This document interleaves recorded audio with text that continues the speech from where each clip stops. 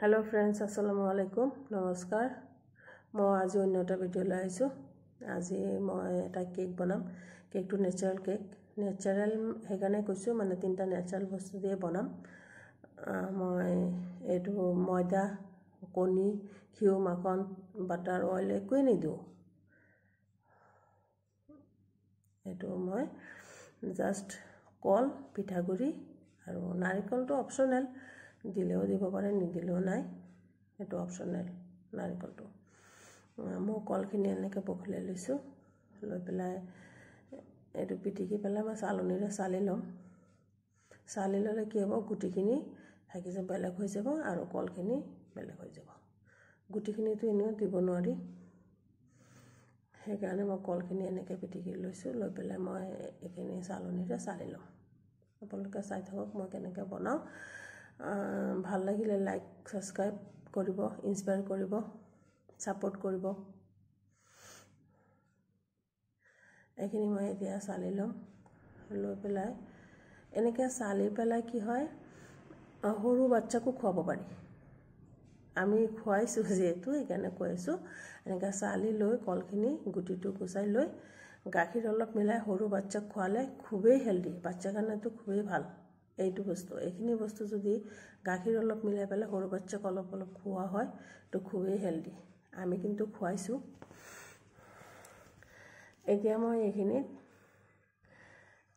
চেনি গুৰি কৰি লৈছো যেহেতু গোটা চেনি দিলে অলপ মিলিবলৈ অলপ টাইম লাগে হেকাৰণে মই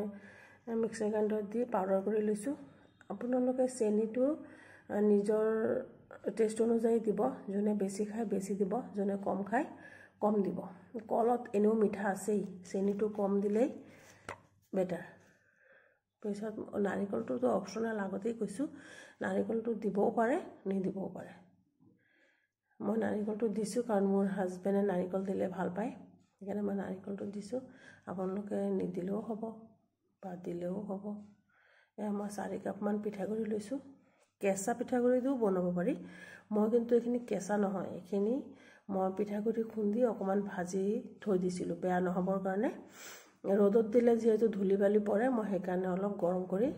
ভাজি পেলাই থৈ দিছিলো পানীটো শুকুৱাই আৰু ইমানো ভাজা নাই পানীটো শুকুৱাই পেলাই থৈ দিছিলো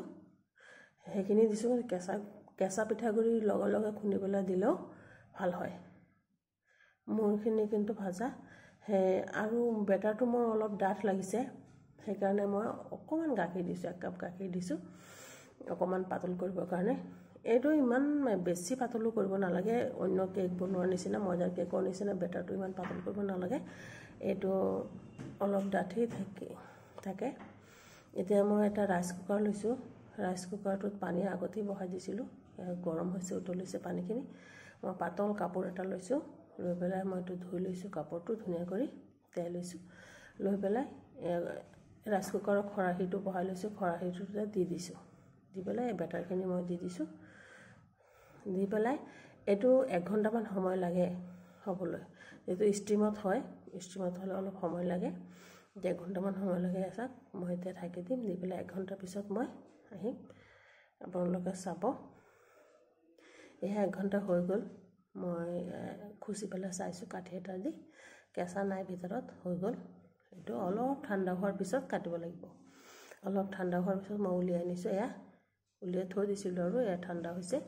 মই কাটিছো এতিয়া আপোনালোকে ভাবিব পাৰে বেটাৰটো দিউতে বগা আছিল এতিয়া এটো চকলেটি কালাৰ কেনেকৈ হৈ গল